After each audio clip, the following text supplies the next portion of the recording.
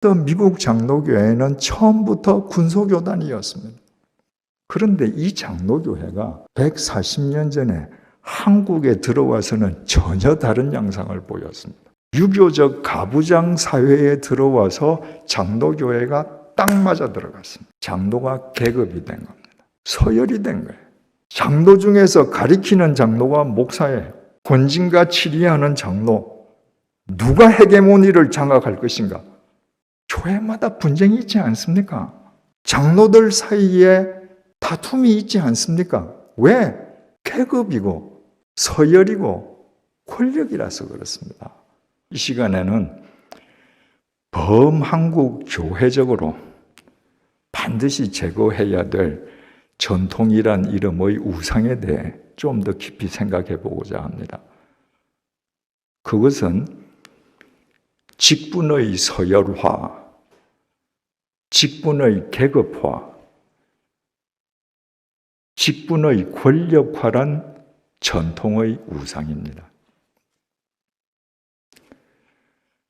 한국 장로교회 교인들은요, 거의 99.9%가 장로교회의 효시를 장 칼뱅으로 생각하고 있습니다. 16세기 스위스 제네바에서 개혁운동을 했던 장 칼뱅이 장로교회를 세웠다고 생각합니다. 장 칼뱅은 장로교회를 세운 적이 없습니다. 칼뱅과 동시대에 스코틀랜드에서도 종교개혁이 있었습니다. 그 구심점은 존 낙스였습니다. 메리 여왕이 즉위하고 개신교 신도들에 대한 대박해가 시작이 되자 존 낙스가 망명길에 올랐다가 스위스 제네바에 들러서 잠시 칼뱅 곁에서 개혁을 도왔습니다. 그리고 칼뱅의 개혁교회를 몸소 상세하게 배웠습니다. 그 후에 스코틀랜드로 돌아간 존 낙스는 그를 따르는 사람들과 함께 새로운 교회를 조직했습니다. 그러나 그가 배웠던 스위스에서 배웠던 칼뱅의 개혁교회와는 사뭇 달랐습니다. 칼뱅의 개혁교회는 목사, 교사, 장로, 집사 네 직분이 있었는데 칼뱅은 이 네 직분 가운데에서 교사를 빼버렸습니다. 목사, 장로, 집사 세 직분만 뒀습니다. 목사도 장로거든요. 장로들 중에서 가르치는 장로가 목사예요. 그러니까 가르치는 장로, 목사, 장로, 집사 실은 두 개의 직분밖에 없는 것이죠.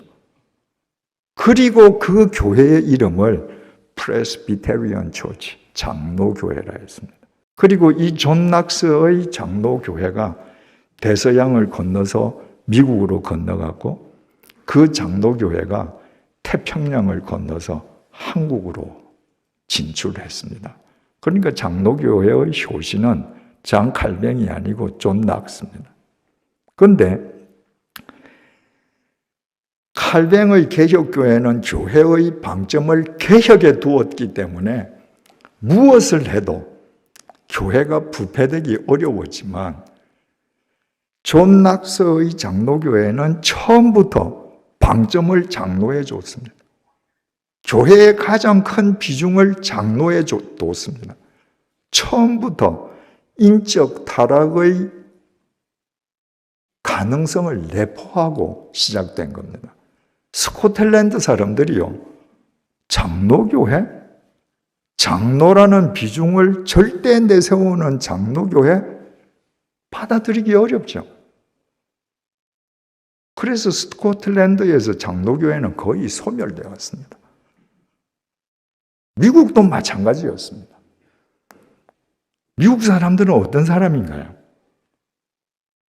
자유를 찾아서 목숨을 걸고 대서양을 건넜던 사람들입니다.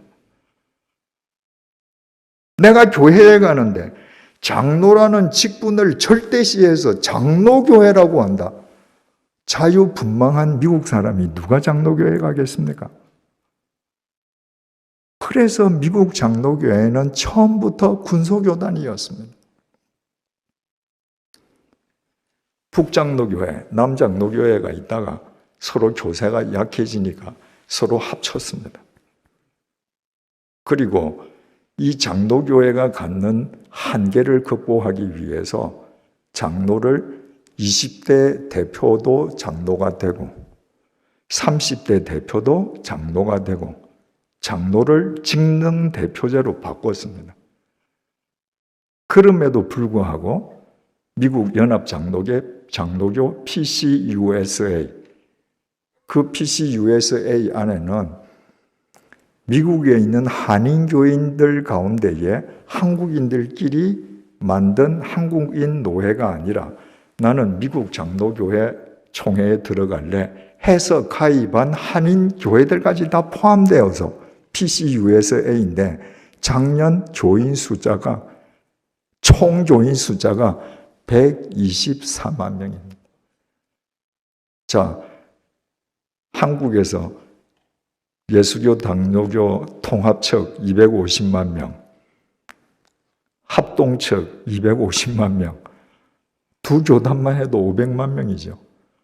미국 인구가 3억 3천만 명인데 장로교인 124만 명밖에 안 됩니다. 안 맞는 거예요. 그런데 이 장로교회가 140년 전에 한국에 들어와서는 전혀 다른 양상을 보였습니다. 유교적 가부장 사회에 들어와서 장로교회가 딱 맞아 들어갔습니다. 장로가 계급이 된 겁니다. 서열이 된 거예요. 그래서 장로교회가 조금도 이상하지 않았습니다. 이름이. 목사교회 하면 여러분들 아까 다 웃으시면서도 장로교회 조금도 이상하지 않습니다. 한국의 장로교회 교단이 약 300여 개 있다고 합니다. 장로교회 간판을 달아야 교인들이 오는 겁니다. 본래 감리회와 침례교회는 장로가 없었습니다. 감리회는 속장과 권사밖에 없었습니다. 감리회 권사는 남자 여자가 다 하는 거예요. 그런데 한국 감리회, 침례교 지금 다 장로 있습니다. 장로 없이는 한국에서 교회가 안 되는 거예요. 계급이 됐기 때문에. 장로가 계급이 되니까 여러분 어떻습니까? 서리 집사 위에 안수 집사 있고 권사 있고 장로 있고 계급이죠. 여러분 종교개혁의 핵심이 만인제사장인데 이번 만인제사장이라고 하면서 여러분 계급이 있지 않습니까? 장로 중에서 가리키는 장로가 목사예요. 권진과 치리하는 장로, 누가 헤게모니를 장악할 것인가? 교회마다 분쟁이 있지 않습니까? 장로들 사이에 다툼이 있지 않습니까? 왜? 계급이고 서열이고 권력이라서 그렇습니다. 교회 중에는 당회에서 장로 후보를 아예 내는 교회들이 있죠. 첫 번째 조건이 뭡니까? 11조 내는가? 내 장로 되고 싶으면 봉투에 이름 써야 되는 거예요. 하나님한테 바치는 거 아니에요. 당회원들 보라고. 나 이렇게 11조 내요. 나중에 장로 후보 세울 때 나도 뽑아줘요. 여러분, 이것이 과연 교회인가? 직분의 계급화, 서열화, 권력화란 이 전통이라는 이름의 우상이 한국 교회를 압도하고 있는데 아무도 말하지 않습니다. 문제라고 생각하면서 이 문제를 고칠 생각을 하지 않습니다. 이 전통이라는 우상의 권위가 너무 막강하거든요. 단언합니다. 직분이 계급이 된 교회, 직분이 서열화되고 권력이 된 교회는 절대로 성경이 말하는 주님의 교회가 아닙니다.